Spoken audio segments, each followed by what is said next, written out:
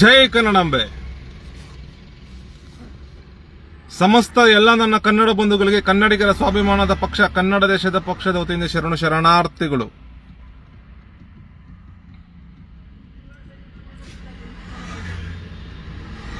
ನಮ್ಮ ಕನ್ನಡ ದೇಶದ ಸರ್ಕಾರ ಸನ್ಮಾನ್ಯ ಸಿದ್ದರಾಮಯ್ಯನವರು ಈ ಹಿಂದಿಯರ ಅನಭಯಂಕರ ಹಿಂದಿಯರಿಕೆಯಿಂದ ಕನ್ನಡ ದೇಶ ಸರ್ವನಾಶ ಆಗ್ತಿದೆ. ಕನ್ನಡ ಬಂಧುಗಳು ಹಾಳಾಗ್ತಿದ್ದಾರೆ, ಕನ್ನಡದ ಮಕ್ಕಳು ಹಾಳಾಗ್ತಿದ್ದಾರೆ, ಅವರ ಜೀವನ ಮಟ್ಟ ಕುಸಿತಾ ಇದೆ, ಅವರ ಅವನತಿ ಪಾತಾಳಕ್ಕೆ ಹೋಗ್ಬಿಟ್ಟಿದೆ. ನಮ್ಮ ಕನ್ನಡ ಬಂಧುಗಳು ಉಳಿಬೇಕು, ಕನ್ನಡ ಧರ್ಮ ಉಳಿಬೇಕು, ಕನ್ನಡ ದೇಶ ಬೆಳಿಬೇಕು ಅನ್ನೋ ಉದ್ದೇಶಕ್ಕೋಸ್ಕರ ಸನ್ಮಾನ್ಯ ಸಿದ್ದರಾಮಯ್ಯನವರು, ಶಿವಕುಮಾರ್ ಅವರು ಒಂದು ಎಷ್ಟೋ ವರ್ಷಗಳ ನಂತರ ಒಂದು ದಿಟ್ಟ ನಿರ್ಧಾರ ತಗೊಂಡು ಹಿಂದಿ ಏರಿಕೆ ನಿಲ್ಲಿಸ್ತಾರೆ. ಹಿಂದಿ ಏರಿಕೆ ನಿಲ್ಲಿಸೋದಂದ್ರೆ ಪರೀಕ್ಷೆ ರದ್ದು ಮಾಡ್ತಾರೆ. ಪರೀಕ್ಷೆ ಇದು ಮಾಡ್ತಾರೆ. ಅದು ಅನುತ್ತೀರ್ಣಾದ್ರೂ ಲೆಕ್ಕಕ್ಕೆ ಬರಲ್ಲ, ಅದು ಪರೀಕ್ಷೆ ಬರ್ದೇನೂ ಲೆಕ್ಕಕ್ಕೆ ಬರಲ್ಲ. ಆದ್ರೆ ಇದು ಒಂದು ಅರ್ಧ ಜಯ ಅಷ್ಟೇ. ಸಮಸ್ತ ಕನ್ನಡ ಬಂಧುಗಳು ಉಳಿವಿಗೆ ಸ್ವಲ್ಪ ಎಲ್ಲೋ ಒಂದ್ ಕಡೆ ನೆರವಾಗುತ್ತೆ ಅಷ್ಟೇ. ಆ ಪೂರ್ತಿ ಶಿಕ್ಷಣನೇ ತೆಗಿಬೇಕದು, ಹಿಂದಿ ಪಠ್ಯನೇ ತೆಗಿಬೇಕು. ಆ ಒಂದು ಮಕ್ಕಳಿಂದ ಏನು 1ನೇ ತರಗತಿಯಿಂದ 10ನೇ ತರಗತಿವರೆಗೂ ಏನು 1ನೇ ತರಗತಿಯಿಂದ 10ನೇ ತರಗತಿ ಏನು ಇಟ್ಟಿದಾರಲ್ಲ, ಆ ಸರ್ಕಾರಿ ಶಾಲೆ ಆಗಿರ್ಬೋದು, ಖಾಸಗಿ ಶಾಲೆ ಆಗಿರ್ಬೋದು, ಅಥವಾ ಅಂಗನವಾಡಿ ಮತ್ತೊಂದು ಮಗದೊಂದು ಎಲ್ಲ ಏನು ಇಟ್ಟಿದಾರಲ್ಲ, ಅಲ್ಲಿಂದನೇ ತೆಗಿಬೇಕು ಹಿಂದಿ ಪೂರ್ತಿ. ಆವಾಗಲೇ ನಮ್ಮ ಕನ್ನಡ ಧರ್ಮ ಉಳಿಯಕ್ಕೆ ಸಾಧ್ಯ, ನಮ್ಮ ಕನ್ನಡ ಬಂಧುಗಳು ಉಳಿಯಕ್ಕೆ ಸಾಧ್ಯ, ಕನ್ನಡ ದೇಶ ಬೆಳೆಯಕ್ಕೆ ಸಾಧ್ಯ. ಸರ್ಕಾರ ಈ ಒಂದು ಐತಿಹಾಸಿಕ ನಿರ್ಧಾರ ತಗೊಂಡಾಗ ದೇಶದ್ರೋಹಿಗಳು ಉಟ್ಕೊಂತಾರೆ. ಇಲ್ಲಿ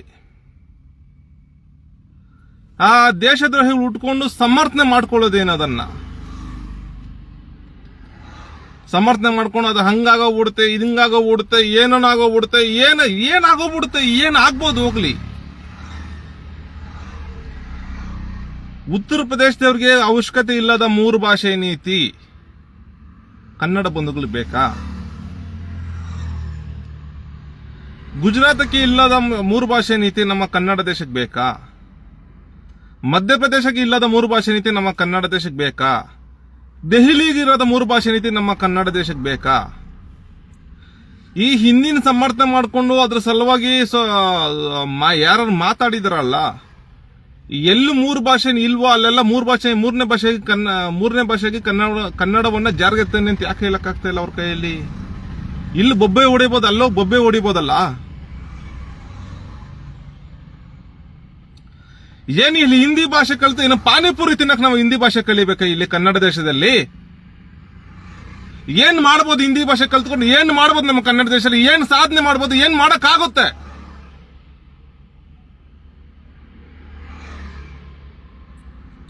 ಹೋಗ್ಬೋದು, ಪ್ರವಾಸಕ್ಕೆ ಹೋಗ್ತಾರೆ, 1 ದಿನ 2 ದಿನ 3 ದಿನ ಪ್ರವಾಸಕ್ಕೆ ಹೋಗ್ತಾರೆ, ಬರ್ತಾರೆ. ಏನ್ ಮಾಡಕ್ಕಾಗುತ್ತೆ? ಪ್ರವಾಸ ಹೋಗ್ತಾರೆ ನಮ್ಮ ಕನ್ನಡ ಬಂಧುಗಳು ಯಾರಾದ್ರೂ ಬೇರೆ ಹೊರ ದೇಶಕ್ಕೆ ಪ್ರವಾಸಕ್ಕೆ ಹೋಗ್ತಾರೆ ಅನ್ನೋ ಉದ್ದೇಶಕ್ಕೋಸ್ಕರ ಹಿಂದಿ ಕಲಿಬೇಕಾ?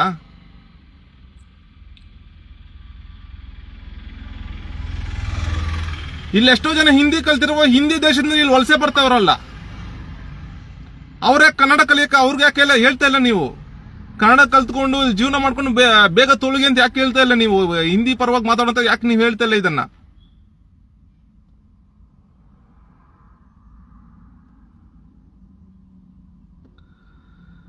ವಿಧಾನಸಭೆ ವಿಪಕ್ಷ ನಾಯಕ ಅಂತಹ ಅಶೋಕ್ ಅವರೇ, ತಾವು ಕನ್ನಡ ಧರ್ಮದ ವಿರುದ್ಧ, ಕನ್ನಡ ದೇಶದ ವಿರುದ್ಧ ಹೇಳಿಕೆಗಳು ಕೊಡ್ತಾ ಇದ್ದೀರಾ. ಸಮಸ್ತ ಕನ್ನಡ ಬಂಧುಗಳು ಇದನ್ನು ಗಮನಿಸ್ತಾ ಇದ್ದಾರೆ. ನಿಮ್ಮ ರಾಜಕೀಯ ಜೀವನ ಇದೆ ಇಷ್ಟೇ. ಈ ಸಲ ಅಷ್ಟೇ ವಿಪಕ್ಷ ನಾಯಕರು ನೀವು. 2028ಕ್ಕೆ ಸಮಸ್ತ ಕನ್ನಡ ಬಂಧುಗಳು ತೀರ್ಮಾನ ಮಾಡಿದ್ದಾರೆ. ನೀವೆಲ್ಲೇ ನಿಂತ್ಕೊಂಡ್ರು ಕನ್ನಡ ಬಂಧುಗಳು ಪ್ರೇಮದಿಂದ ನಿಮ್ಮನ್ನ ಮನೆ ಕಳಿಸಿ ನಿಮ್ಮ ರಾಜಕೀಯ ಜೀವನ ಅಂತ್ಯ ಮಾಡ್ತಾರೆ. ಜನರೇ ನಿಮ್ಗೆ ತಕ್ಕ ಉತ್ತರ ಕೊಡ್ತಾರೆ. ಈ ರೀತಿ ಹಿಂದಿ ಸಮರ್ಥನೆ ಮಾಡಿಕೊಂಡು ಹಿಂದಿ ಯಾರು ಇದ್ ಮಾಡ್ತಾರಲ್ಲ, ಹಿಂದಿ ತೆಗ್ದಿರೋದಕ್ಕೆ ಯಾರನ್ನ ಕನ್ನಡ ಬಂಧುಗಳನ್ನ ದೇಶದ್ರೋಹಿಗಳಂತ ಕರೆದಿದ್ರಲ್ಲ, ನೀವು ಕನ್ನಡ ಬಂಧುಗಳ ವಿರುದ್ಧ, ಕನ್ನಡ ದೇಶದ ವಿರುದ್ಧ ಮಾತಾಡಿದ್ರಲ್ಲ ನೀವು. ತಾವೇನು ಹಾಗಾದ್ರೆ? ಕನ್ನಡ ಪರವಾಗಿ, ಕನ್ನಡ ಬಂಧುಗಳ ಪರವಾಗಿ, ಕನ್ನಡ ಧರ್ಮದ ಪರವಾಗಿ, ಕನ್ನಡ ದೇಶದ ಪರವಾಗಿ ಇರೋದಕ್ಕೆ, ಕನ್ನಡ ಬಂಧುಗಳ ಅಭಿವೃದ್ಧಿಯ ಸಲುವಾಗಿ ಮಾಡುವಂತಹ ಒಂದು ಕೆಲಸನ ಯಾಕೆ ನೀವು ಪ್ರಶಂಸೆ ವ್ಯಕ್ತಪಡಿಸ್ತಾ ಇಲ್ಲ?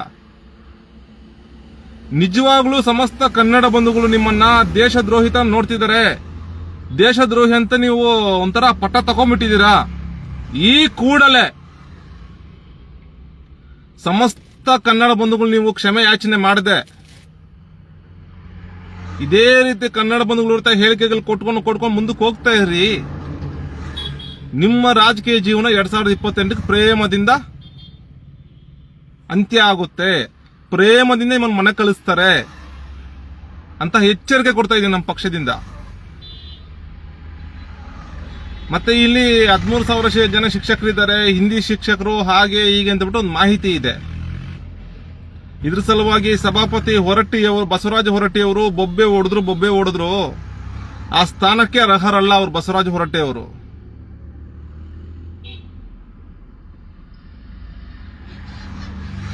ಹಿಂದಿ ತೆಗೆದ್ರೆ 13,000 ಜನ ಶಿಕ್ಷಕರು ತೊಂದರೆ ಆಗುತ್ತಂತೆ ಬಾಯಿ ಪಡ್ಕೊಂತ ಇದ್ರು ಅವರು.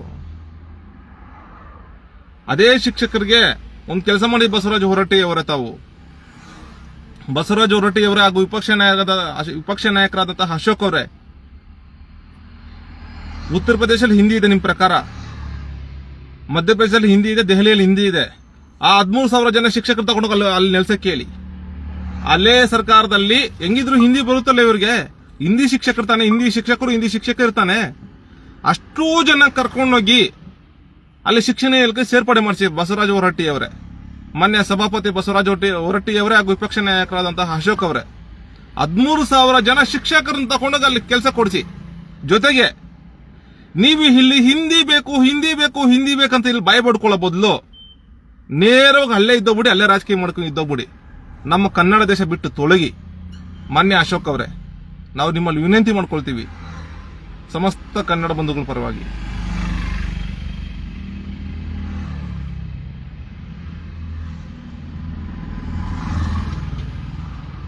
ಹಾಗೂ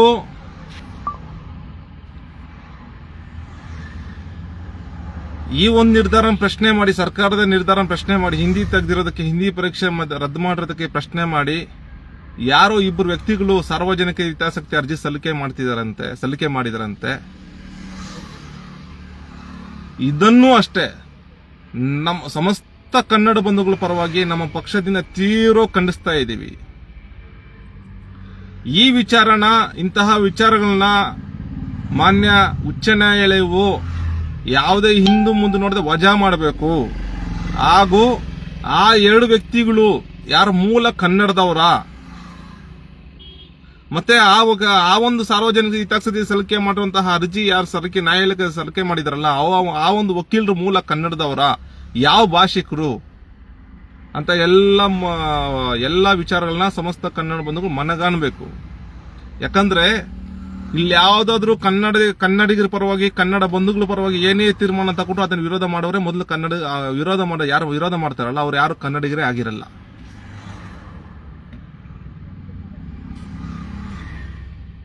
ಅವರು ಡಾಂಬಿಕ ಕನ್ನಡಿಗರಾಗಿರ್ತಾರೆ ಒಂದು, ಅಥವಾ ಪರಭಾಷಿಕರಾಗಿರ್ತಾರೆ.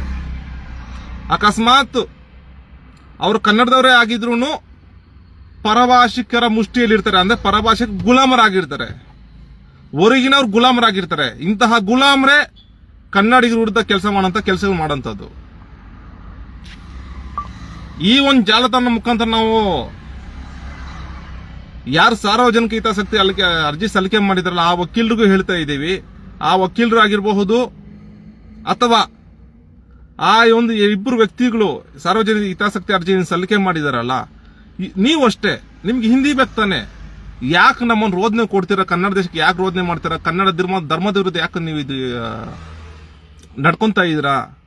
ಕನ್ನಡ ದೇಶ ನಾಶ ಮಾಡಕ್ಕೆ ಯಾಕೆ ಪ್ರಯತ್ನ ಮಾಡ್ತಾ ಇದ್ದೀರಾ? ಏನು ಬೇಡ, ನಿಮಗೆ ಹಿಂದಿ ಬೇಕು ಅಷ್ಟೇ ತಾನೆ, ಹಿಂದಿ ಪರೀಕ್ಷೆ ಬೇಕು ತಾನೆ. ನಿಮ್ ಕುಟುಂಬ ಸಮೇತ ಪ್ರೇಮದಿಂದ ನೀವು ಹೋಗ್ಬಿಡಿ. ನಿಮ್ ಕುಟುಂಬ ಸಮೇತ ನೀವು ಹೋಗಿ ಮಧ್ಯಪ್ರದೇಶದಲ್ಲೋ ಅಥವಾ ಉತ್ತರ ಪ್ರದೇಶದಲ್ಲೋ ಅಥವಾ ದೆಹಲಿಯಲ್ಲ, ಈ 3 ದೇಶಗಳಲ್ಲಿ ಇದೆ. ಆ 3 ದೇಶದ ಯಾವ ದೇಶ ನೀವು ಆಯ್ಕೆ ಮಾಡ್ಕೊಂಡು ನೀವೇ ಅಲ್ಲೋಗಿ ನೆಲೆಸ್ಬಿಡಿ. ಇಂತಹ ದುರಂತ ಕೆಲಸಗಳು, ಇಂತಹ ಕನ್ನಡ ದೇಶದ್ರೋಹ ಕೆಲಸಗಳೆಲ್ಲ ಮಾಡಕ್ ಹೋಗ್ಬೇಡಿ. ಕನ್ನಡ ಧರ್ಮದ ವಿರುದ್ಧ ನಿಂತ್ಕೋಬೇಡಿ ಅಂತ ಹೇಳ್ಬಿಟ್ಟು ನಮ್ಮ ಪಕ್ಷದಿಂದ ಎಚ್ಚರಿಕೆ ಕೊಡ್ತಾ ಇದ್ದೀವಿ ನಿಮಗೆ. ನಾವು ಸಮಸ್ತ ಕನ್ನಡ ಬಂಧುಗಳೇ ಮತ್ತೊಮ್ಮೆ ವಿನಂತಿ ಮಾಡ್ಕೊಳ್ತೀವಿ.